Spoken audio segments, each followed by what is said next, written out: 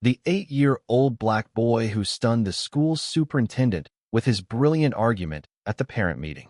"I guess I'm just a problem 'cause my skin's too loud." That's what Jamal whispered to his mom the night before the meeting, tracing the bruise on his arm that no teacher ever asked about. They thought he wouldn't understand. They thought a kid barely tall enough to reach the front office counter wouldn't notice why he was the only one sent to detention for things other kids laughed their way out of. But Jamal watched everything.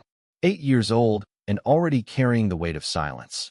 He learned that staying quiet didn't keep him safe, it only made them think he had nothing to say.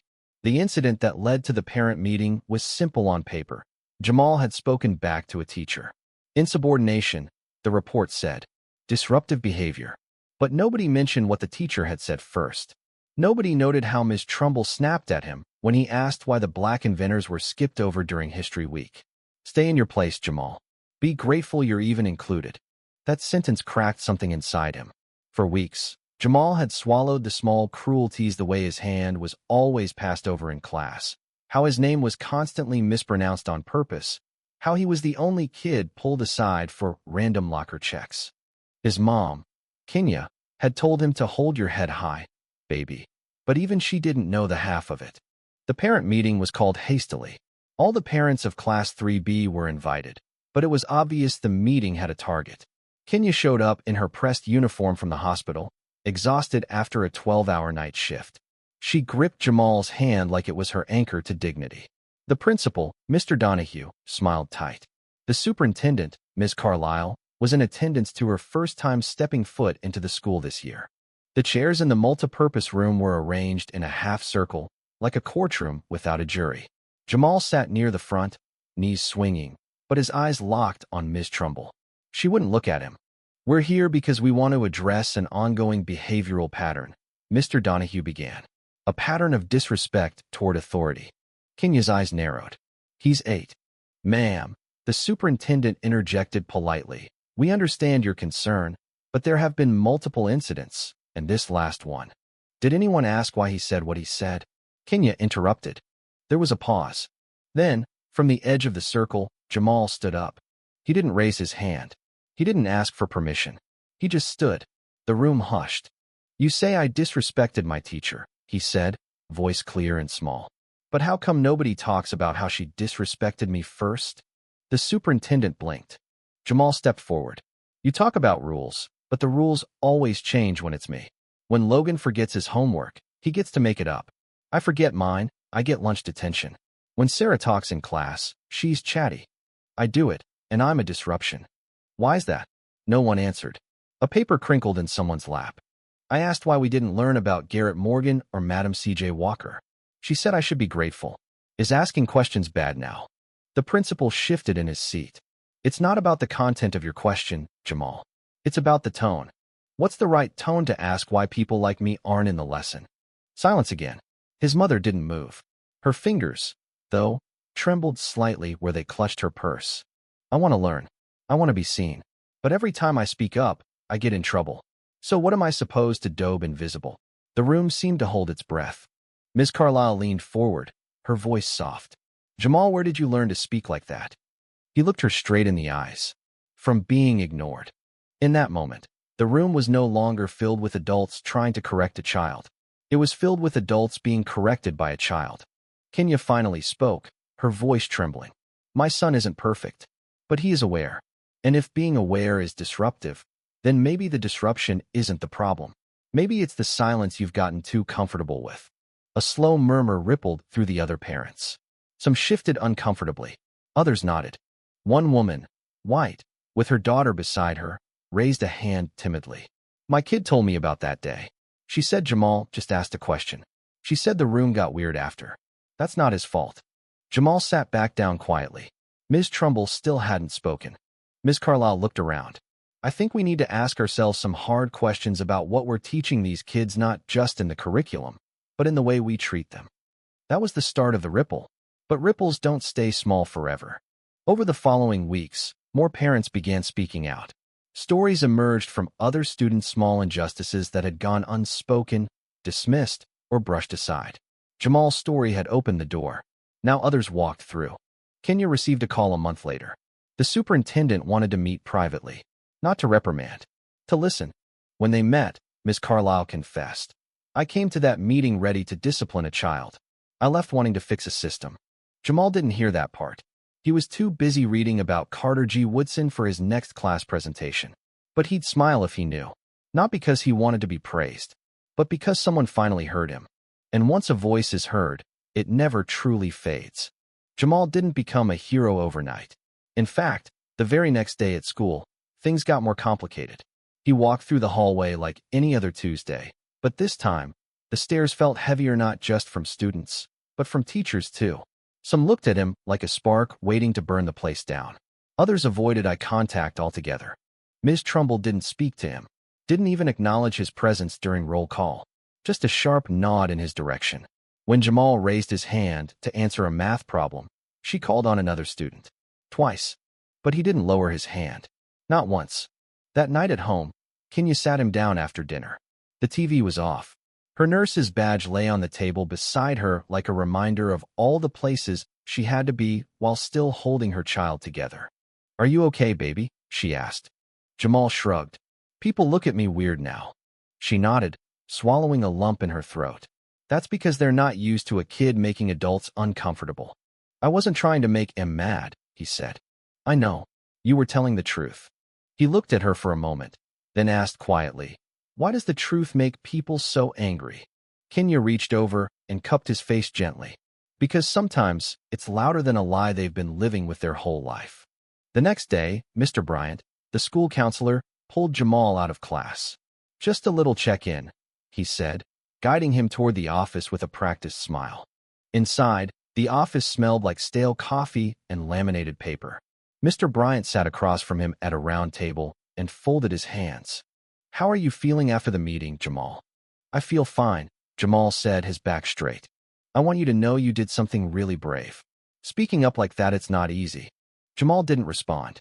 "But sometimes," Mr. Bryant continued, "when we speak our truth, we can stir up feelings in others. It's important to be mindful of how we express things." Jamal blinked. "So I should have said it quieter?" No, not quieter. Just consider how things sound to people." "You mean to white people?" Mr. Bryant blinked rapidly. "No, that's not what I meant." Jamal tilted his head. "Because when they say things that hurt, no one tells them to say it nicer." There was a pause. "You're very thoughtful," Mr. Bryant said carefully. "My mom says when people change the subject, it means you're winning." That day, during lunch, Jamal sat with his usual crew, Marcus, Latrell, and Sophia. But the table felt different. The conversation was light at first, trading jokes about gym class, debating if the cafeteria chicken nuggets were real food. Then Sophia leaned in. "My mom said what you did was amazing," she whispered. "She said it made her cry." Marcus looked over. "My uncle said the school's probably scared of you now." Jamal frowned. "I don't want anyone to be scared." Latrell tapped his tray. "Well, you scared him with truth. That's the best kind." Later that week, Jamal's story made it into the local newspaper, not the front page, but still, there it was. Third grader raises big questions at district meeting. A photo of the school's entrance was printed under the headline. The article didn't mention Ms. Trumbull by name. It called his comments articulate and unexpected. Kenya clipped it out and put it on the fridge, though her smile was tight. "You're proud of me?" Jamal asked. "I'm proud of your voice," she said. "But I don't like how they're treating it like a surprise. You've always been this smart." As news of the meeting spread, something else began to shift. Teachers at other schools started reaching out. Ms. Norris, a fourth-grade teacher from across the district, invited Kenya and Jamal to speak during a staff development day. "Just talk about your experience," she said. "Help us listen better." Jamal was nervous. The room was full of adults, seated at long rectangular tables with notepads and iced coffee cups. He stood next to his mom, gripping the edge of the podium. "I'm not a troublemaker," he began, eyes flicking across the crowd. "I ask questions because I care. I want to see myself in what we learn. I want kids who look like me to matter when history gets taught." There were nods. One teacher wiped her eyes. When they left the building, Kenya squeezed his hand. "You just taught a whole room how to see." But not everyone was ready to see.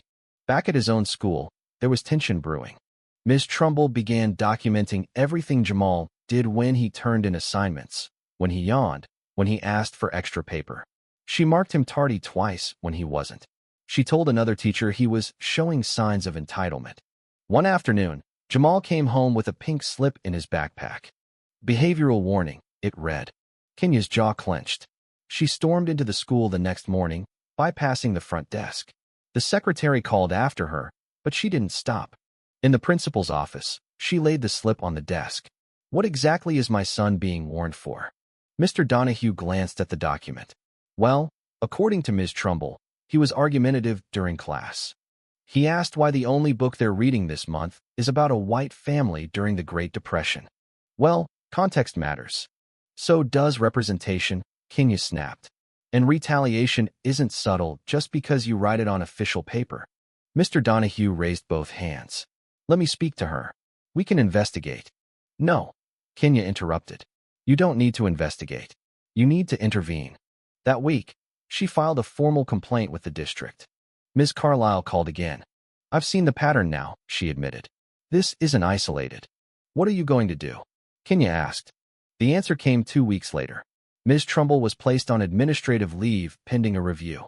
In her absence, Mr. Neiman, a substitute teacher with a background in cultural education, took over the class. On his first day, he handed each student a postcard and a marker. I want you to write something about yourself that no one ever asks about, he said. Jamal wrote, I think in colors. When I'm sad, everything turns blue except my bra knit stays red. Mr. Neiman read it. You're a poet. I'm just a kid, Jamal shrugged. Not just. Never just. Over the next month, the classroom transformed. Walls once bare now held posters of Black scientists, Latino authors, Asian American activists. The reading list expanded. Discussions deepened.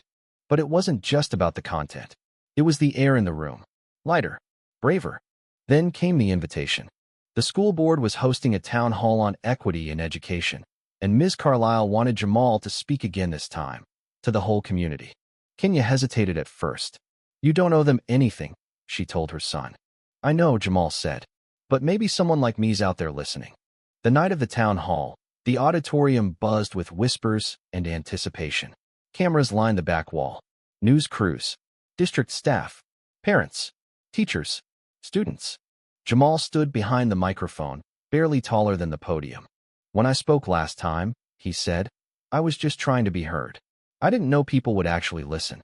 He paused, scanning the audience. But then I thought, why should it be so rare? Why is a kid like me speaking truth such a surprise? A murmur moved through the crowd. You say you care about kids. Then you have to care about all of us. Not just the ones who stay quiet. Not just the ones who look like your own. He took a breath. You teach us math and reading, but what are you teaching us about being? When you ignore our questions, or punish us for asking why things are unfair, you're teaching us something too. You're teaching us that our place isn't here. Ms. Carlisle lowered her head. I want a school where everyone matters. Where asking why doesn't get you a warning slip. Where kids like me don't have to prove we deserve to learn. The applause started slowly, then built, then rose into a full standing ovation. From the back of the room, Kenya wiped tears from her cheeks. Jamal stepped down from the stage and walked straight into her arms. I didn't cry, he whispered. She smiled through her tears. I did enough for both of us. And in that auditorium, filled with noise, policy, and promises, one thing rang louder than everything else. The voice of a boy who refused to be invisible. The next morning, things didn't go back to normal. They couldn't. There was no normal after a moment like that. No going back to blending in. Jamal had become something else. See an example. A name whispered in hallways, printed in newsletters, passed around in boardrooms. Some people said it with pride. Others said it with unease. But they all said it. At school, the change was subtle, but it rippled. Posters went up. Black history is American history. New books appeared in the classroom library. The detention board in the main office, once filled with the same names week after week, was nearly empty now. Teachers were being watched more closely. And for once, they knew it. Mr. Neiman, who had taken over Ms. Trumbull's class, started implementing something new. Open Circle Fridays, where students could talk about anything on their minds. The first time, no one spoke. Just shifting sneakers and side glances. But then Jamal raised his hand. I don't like being called well-spoken like it's weird, he said. That's just how I talk. Sophia nodded. Yeah, my cousin says that too. Like, People act surprised when I use big words. I'm Puerto Rican, not dumb.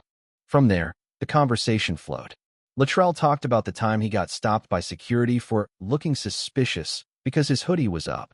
Marcus shared how the lunch monitor only ever told him to quiet down when the whole table was loud. These stories had always been there. The only difference now was permission. Jamal's confidence grew, not just in speaking but in leading. When the student council elections came around, his name popped up on the ballot for class representative. He hadn't even signed up. "Someone wrote you in," Mr. Neiman said with a smile. "Who?" Jamal asked. Neiman winked. "A lot of someone's." He didn't campaign. He didn't make buttons or promise longer recess. He won anyway. His first act as class rep? Organize a history day where students could dress as underrepresented figures they admired. Some teachers balked, too political, too disruptive. But Mr. Neiman backed him. So did Kenya, and so did Miss Carlyle. On the morning of History Day, the halls were full of Harriet Tubmans, Malcolm X, Dolores Huertas, Frida Kahlos, and even a young boy dressed as Bayard Rustin holding a cardboard sign that read, "Not all leaders shout." Jamal came dressed as Thurgood Marshall, not just because he'd read a book about him, but because, in Jamal's words, he changed the rules from the rules. The pride in the building that day was electric. Parents were invited to walk through the displays in the cafeteria. Kenya came on her break, taking pictures with tears in her eyes. Then, as if on cue, the resistance came. A letter from a small group of parents was delivered to the principal's office the next day. It accused the school of pushing a political agenda, of creating division, of making white children feel guilty. It was signed by 11 parents. Jamal recognized 2 of the name's Logan's parents, and one other who had once smiled at Kenya in the pickup line. Ms. Carlyle called another meeting. This time, not in secret. A town forum was announced, open to the public. Topic: Inclusion and Identity in Education. It was held in the same auditorium as before, but now the room was packed. More teachers, more parents, and, notably, more security. This time, Jamal wasn't on the schedule to speak. He sat beside his mother, hands in his lap. The microphone passed from person to person. Some stood in support. Others didn't. "I just think we need to focus on education, not politics," one man said. "My daughter came home asking if she was the bad guy in history." "That's not right," said a woman in a floral dress. From the third row, Kenya stood. "What's not right," she said, "is that for decades, our kids never saw themselves in a single textbook and no one said a word. Now one day of inclusion happens, and suddenly it's too much." Applause broke out. But so did tension. The man from earlier stood again. "Why is this kid getting all this attention? He's not a hero. He's a child who should have been taught to stay in his lane." The silence was immediate, sharp, like the air had been sucked out of the room. Jamal looked down, then stood up. He didn't wait for the moderator. He didn't ask for the mic. He walked straight to the stage. This time, no one stopped him. He climbed the steps, turned to the crowd, and picked up the mic. "I've been quiet long enough." He scanned the room. "I don't want anyone to feel guilty. That's not what this is about. I want people to care. I want us to learn about everyone. I want kids to see themselves in the stories we tell." He looked toward the man. "You said I should stay in my lane. But maybe this is my lane." A murmur rolled through the crowd. Some stood. Kenya stood too. "People like me have been told to wait, to stay small, to not ask too many questions. And guess what? We still showed up. We still worked harder. We still learned. All we're asking now is, can you see us while we do it?" His voice wavered, but it didn't break. "I'm not here to make anyone feel bad. I'm here so we all feel seen." The room erupted. It wasn't just applause, it was something else. A shift. A reckoning. A recognition.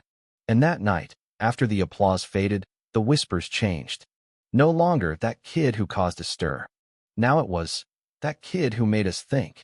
Over the following weeks, Jamal received letters. From teachers in different states. From parents. From other kids who had never said a word in class before, but now raised their hands without fear. He even got a handwritten letter from a congresswoman. But the moment that stuck with him the most happened quietly, in the hallway. Ms. Trumbull returned to school. She didn't get her old classroom back. The district had reassigned her to another role. But she passed Jamal one day near the front office. She stopped. He did too. "I was wrong," she said. "You deserved better." He blinked. "I'm sorry." It wasn't dramatic. It wasn't loud, but it was real. He nodded. Thank you. She nodded back, then walked away. Jamal didn't need her apology to move forward, but it helped to know the truth hadn't been ignored. That night, he and Kenya sat on the porch. Summer was beginning to seep into the air. Fireflies blinked lazily in the grass. You know what Miss Trumbull said today? Jamal asked. Kenya sipped her tea. I heard. I didn't think she would. People surprise you, she said, especially when they've been forced to see what they tried to ignore. He was quiet for a moment. I don't want to be famous for this forever, he said. I want to just be a kid again. Kenya smiled. Then be a kid. The world's listening now. That was the hard part. He leaned into her side, the night warm around them. And for the first time in a long time, the silence didn't feel heavy. It felt earned. Summer passed slowly, then all at once. The whispers faded, replaced by the usual hum of fourth grade, pencil sharpeners whining, sneakers scuffing on linoleum, and the steady rhythm of learning. Jamal still got looks sometimes. But more often, he got something else: a quiet nod from a teacher, a thank you from a new student, or a respectful glance from older kids who never used to know his name. He didn't want to be special anymore. He wanted to be safe, to be normal. But he also knew that what happened couldn't be undone. He had started something, and even if he didn't mean to carry it forever, it had already grown bigger than him. Mr. Neiman, who had become a permanent teacher now, pulled him aside one morning as he hung up his backpack. You ready for today? He asked. Jamal squinted. What's today? Neiman grinned. Your class is piloting the new curriculum. The district used your History Day idea. It's starting with you. Jamal blinked. Wait, for real? They even named the pilot unit after you. Through Jamal's eyes. It'll run for 6 weeks. His heart fluttered, not from pride but from something deeper. A kind of hope that didn't need words. That day, their class read about Bessie Coleman, the first black female pilot. They listened to Billie Holiday's Strange Fruit and talked about how art can fight injustice. They watched a short documentary on the Little Rock Nine, and afterward, Luttrell raised his hand and asked, why did they have to be so brave just to go to school? Jamal looked around the room and realized something had shifted. This wasn't just about his voice anymore. Others were finding theirs too. At home, Kenya had been asked to join the district's new Parent Equity Council. She almost said no to busy, too tired, too drained from carrying the weight of being the mom who stood up. But Jamal looked up from his cereal one morning and said, you should do it. People listen to you, like they did to me. So she went. She sat in meetings with suits and policies and told them what it really looked like to raise a black child in a school that claimed to be fair but had never really tried. I'm not asking for charity, she said once. I'm asking for truth and the courage to teach it. Meanwhile, other schools began calling. Then community centers. A local podcast interviewed Jamal and Kenya together. They didn't call them victims. They called them advocates. At first, Jamal didn't know what to say when people asked, what do you want to be when you grow up? Now he said, someone who makes space. His world was still a kid's world, still traded Pokemon cards, still jumped off swings, still got in trouble for sneaking snacks after bedtime, but now he also read James Baldwin under his covers at night. He asked deeper questions. He thought harder about his place in the world. One afternoon, Mr. Neiman handed out an assignment. Write a letter to your future self. Jamal took his pencil and began. Dear Jamal, I hope you're still loud. Not loud like yelling, but loud like knowing what matters.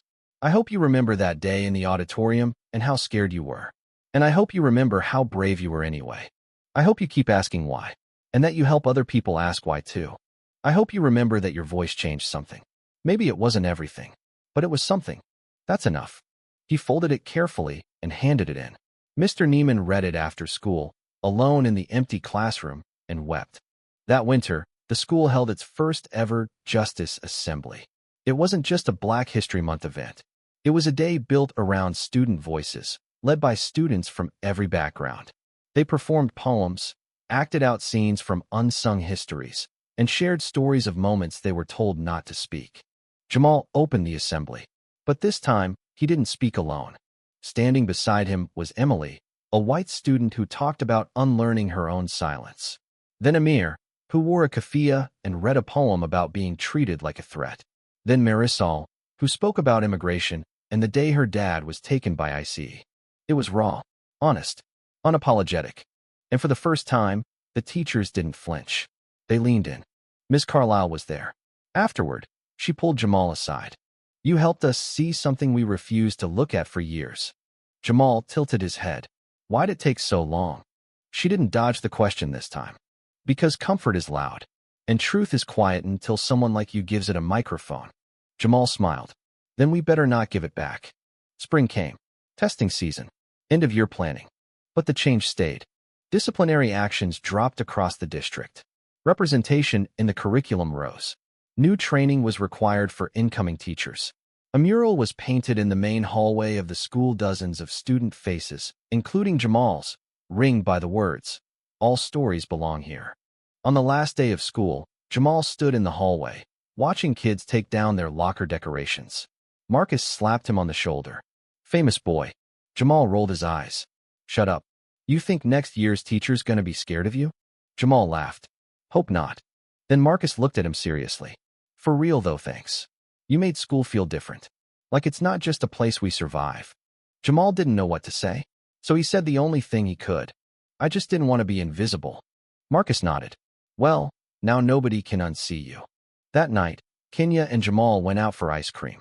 It had become their little ritual after big moments, parent meetings, interviews, letters from faraway cities. Jamal picked the booth by the window. Kenya sat across from him, stirring her milkshake. You did a lot this year, she said softly. So did you, he replied. She smiled. You know, you're the bravest person I know. He squinted. I cried after the meeting, remember? She reached across the table. Crying doesn't cancel courage. It proves it. They sat in silence, just long enough for the world to feel quiet and full. Then Jamal asked, do you think when I grow up, the world will be fairer? Kenya took a breath. I think if people like you keep speaking, and people like me keep showing up, and people who didn't know they were part of the problem keep choosing to be part of the solution, then yes. He nodded. And when they walked out into the night, the streetlights flickered on, catching in his eyes like stars. A boy, a story, a truth that refused to be quiet. Jamal didn't fix the world, but he cracked it open. And from that crack, light began to pour in. The end. Thank you for listening. If you find it interesting, please like and subscribe to follow the next stories.